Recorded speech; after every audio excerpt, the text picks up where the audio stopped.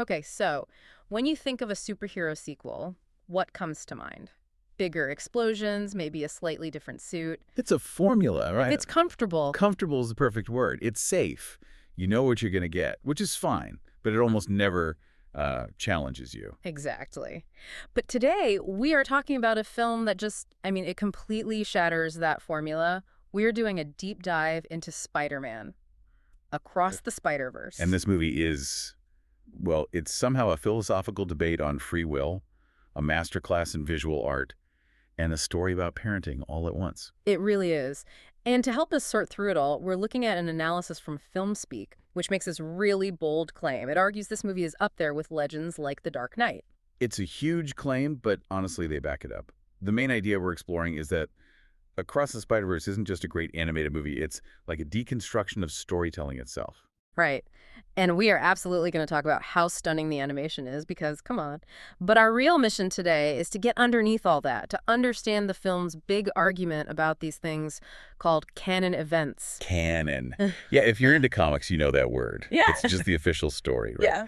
But this film, it turns canon into this huge A metaphor metaphor for what exactly? for everything. Yeah. Restrictive parents, toxic fan expectations. Really, for the whole struggle of trying to write your own story when everyone's telling you it's already been written.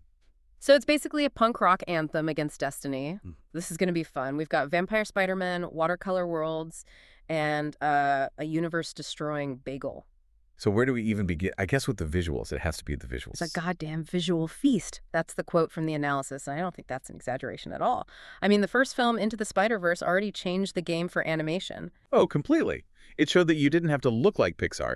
But what's so wild is that while everyone else is now trying to copy that first movie's style, this one just went and did something totally new again. That's such a key point. We've seen so many multiverse movies lately, and usually what happens, a character jumps to a new reality and, I don't know, the sky is a different color. Or everyone wears a funny hat. It's a palette swap and it feels lazy. Mm-hmm. But FilmSpeak points out that in this movie, different dimensions aren't just different places. They're like different art forms entirely. And the number one example has to be Gwen Stacy's world, Earth 65. It is just, wow. Breathtaking. The source calls it a dreamy pastel watercolor. But the key thing is that it's not just for looks, it's serving the story. The analysis calls her world a personalized mood ring. And that's exactly what it is. If you watch those scenes closely, her world has no permanence. The backgrounds, the walls, they literally dissolve and bleed into washes of color. And those colors are tied directly to her feelings. 100%. There's that super tense scene where she's arguing with her dad. She's trying to hold it together. But as it gets more heated, the whole room just starts dripping with these angry reds. It feels like the world is bleeding around her. And when she feels alone, it all fades into this cold, weeping blue. In a normal movie, you need the actor to show you they're sad. Here, the whole universe is crying with her. She can't hide from her feelings. It's such an amazing storytelling tool. Mm-hmm. And you put that next to, say, Spider-Man India's World, Mumbattan, which looks like a 70s Indian comic book. Or Hobie Brown. We have to talk about Spider-Punk. Yes. Oh my God, Hobie. The source calls him a living collage, like a Sex Pistols poster that's been cut up and pasted back together. He just looks so cool. But it's not just how he looks, it's how he moves. Yeah. Did you notice he's animated on a different frame rate from everyone else? Wait, really? Yeah, Miles might be animated on 2s, but Hobie's jacket is on 4s and his guitar is on 3s. He is literally out of sync with the movie's reality. That's genius. He's an anarchist. Why would he obey the laws of animation? He wouldn't. The visuals are the character. And all of this beautiful, chaotic art sets the stage for the main conflict. Because one man looks at all this infinite expression and just says, no, stop, there are rules. And that would be Miguel O'Hara, Spider-Man 2099. Our terrifying vampire Spider-Man, the antagonist of this story. He is so intimidating, and he runs this Spider Society, which is basically a multiversal police force. And his entire philosophy is built on one idea. Canon events. Canon events. This is where the movie gets really deep. Miguel is a determinist. He believes every spider person's life has to follow a script. A script written in tragedy, basically. And Uncle Ben has to die. A police captain close to you has to die. It's a checklist. He calls them the load-bearing walls of the multiverse. If you save that captain, if you break the canon, the whole universe just unravels and collapses. So he's essentially telling them, your job as Spider-Man is to suffer. And when he looks at Miles Morales, our hero, he doesn't see a hero. He sees a problem, an error. He calls him the original anomaly because the spider that bit Miles wasn't from his dimension. So to Miguel, Miles isn't supposed to be Spider-Man at all. He's a mistake. Imagine hearing that. You're a mistake. But the analysis connects this to something outside the movie.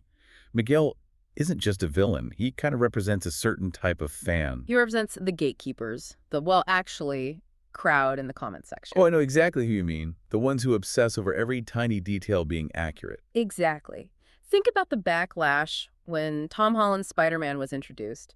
People were genuinely angry that we didn't have to watch Uncle Ben die for the third time on screen. They said his life was too easy because he had Tony Stark. Right. They felt he hadn't earned it because he hadn't suffered enough. Miguel O'Hara is the physical embodiment of that mindset. He believes that trauma is what makes you authentic. So his obsession with canon is really a critique of, well, nerd pedantry, as the source calls it. This rigid belief that a character can't grow or change beyond the established rules. Precisely. He wants to force Miles back into the box. And that pressure, that feeling of being forced into a role you didn't choose, connects so perfectly to the film's other huge theme. The idea of the secret identity as a coming out metaphor. This part of the film is so powerful. I mean, it really leans into the classic teen angst, right? Miles is grounded, he's lying to his parents, he feels totally alone. And all he wants is to tell them the truth, to be his whole self. But he's terrified they won't accept him. He's literally in the closet about being Spider-Man. Yeah! And the film uses language that mirrors that queer experience so closely. He's afraid that the people who love him most just won't understand the real him. And the movie shows us that this fear is completely justified. It shows us through Gwen, that scene with her dad. It is so hard to watch. It's brutal. Gwen is forced to reveal her identity to her father, who's a police captain.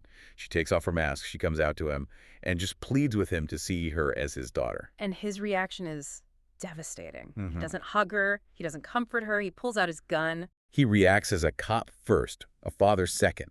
He starts reading her rights.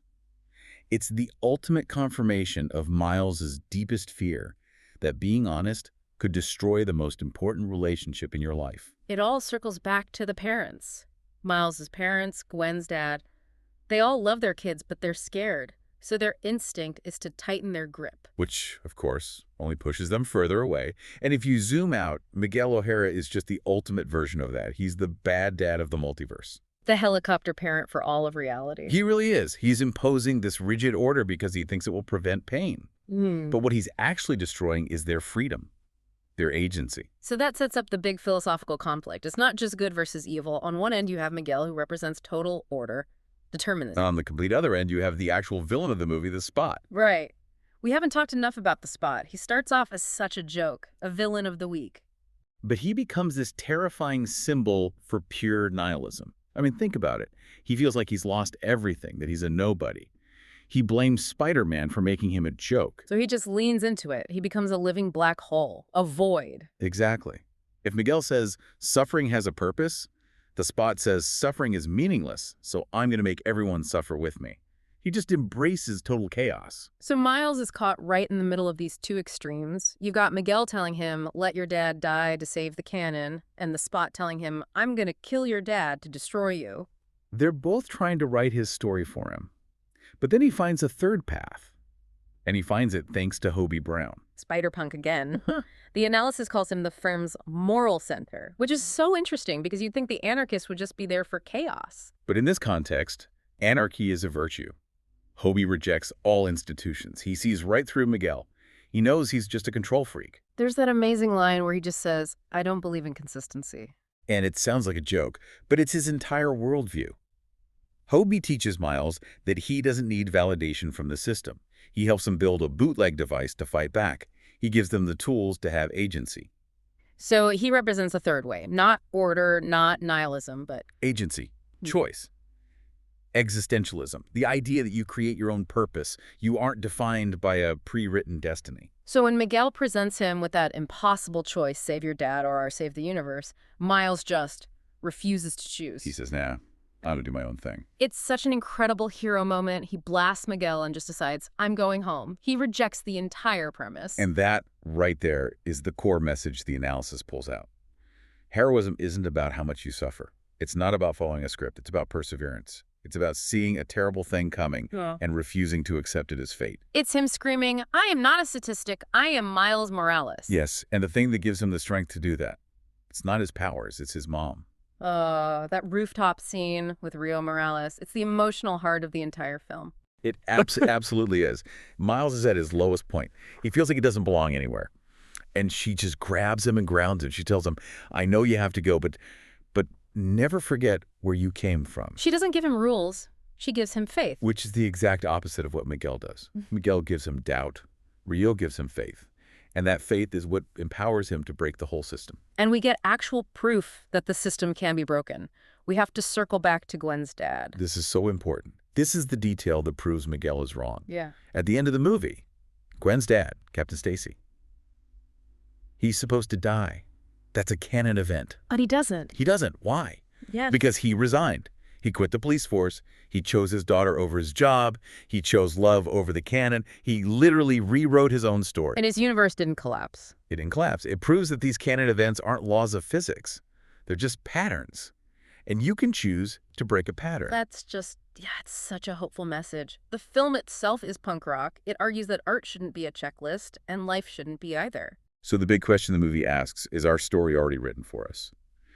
The answer is this huge, resounding no. You define yourself by how you choose to react to the chaos. It's amazing. And it leaves us on the biggest cliffhanger imaginable. But when you look at everything we've talked about, what's the final takeaway here?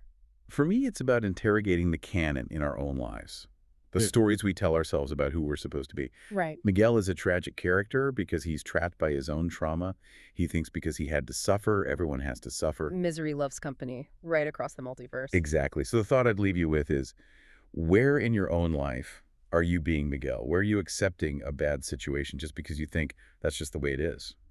Wow, okay. Are we sticking to the canon of a job we hate or a path we don't want because we're afraid of what might happen if we break the rules? Maybe we should all try to be a little more like Miles. Or, a little more like Hobie. Make your own watch. Make your own watch.